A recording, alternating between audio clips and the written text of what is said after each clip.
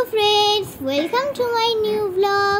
আজ সকালে ওয়েদারটা খুব সুন্দর ছিল, আর এই জন্য মেয়ের ইচ্ছা হয়েছিল আমার হাতের চা খাওয়ার।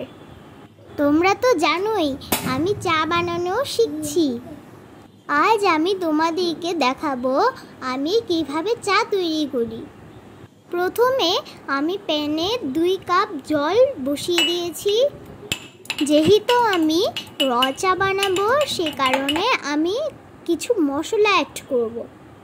এবার চায়ের মশলাগুলো হালকা একটু থেতো করে গরম জলটাতে দিয়ে দিব, আর জলটা প্রপার ফুটে গেলে আমি চা পাতা দিয়ে দেব। দেখতে পাচ্ছ আমার চায়ের কালার চলে এসেছে।